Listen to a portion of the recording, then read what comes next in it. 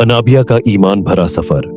अनाबिया एक ज़हीन और नेक दिल लड़की थी जो हमेशा अपनी आपी अंशारा के साथ वक्त गुजारती थी। वो दोनों बहनें बहुत मोहब्बत करने वाली थीं और एक दूसरे की देखभाल करती थीं। अनाबिया को कुरान और हदीस से बहुत लगाव था और वो हमेशा इस्लामी तालीमात के मुताबिक जिंदगी गुजारने की कोशिश करती थी।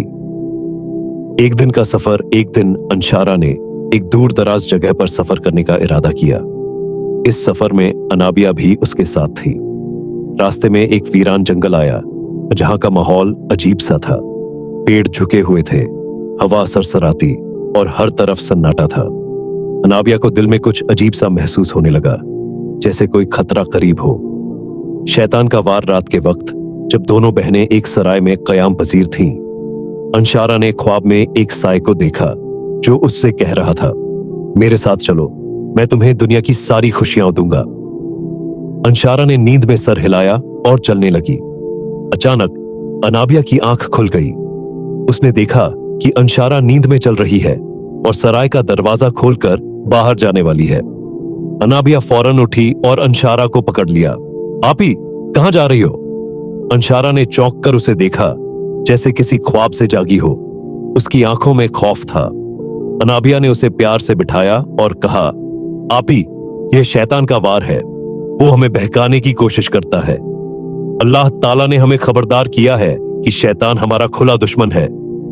कुरान और हदीस की रोशनी में हिदायत अनाबिया ने अपनी पर्स से एक छोटा सा कुरान निकाला और सूरह अल फलाक और सूरह अन्नास पढ़कर अंशारा पर दम किया। ये सूरतें हमें शैतानी वसवसों और बुरे असरात से बचाती हैं। रसूल अल्लाह ने फरमाया है, जो शख्स सुबह और शाम 3 बार सूरह अल इखलास, सूरह अल फलाक और सूरह अन्नास पढ़े, वो हर किस्म के शर से महफूज रहेगा। सुन्नन अबी दाऊद। अंशारा ने गहरा सांस लिया। मुझे वाकई कुछ अजीब सा महसूस हो रहा था, जैसे कोई मेरे दिमाग को काबू में ले रहा हो। अनाबिया ने नरमी से कहा, यह शैतान का ही काम है। कुरान में अल्लाह ताला फरमाते हैं, बेशक शैतान तुम्हारा खुला दुश्मन है, बस तुम भी उसे दुश्मन ही समझो। सूरह फातिर 6।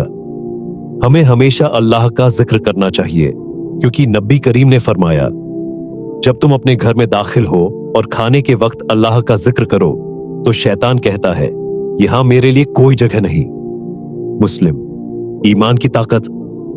अगली सुबह दोनों बहनें दोबारा सफर पर रवाना हुई। अब अंशारा के दिल में एक नया यकीन था। वो जान गई थी कि शैतान हमेशा बहकाने की कोशिश करता है, लेकिन कुरान और हदीस के इल्म से हम उसके वार से बच सकते हैं। अनाबिया की ईमानी ताकत और मोहब्बत ने न सिर्फ खुद को बल्कि अपनी बहन को भी महफूज रखा।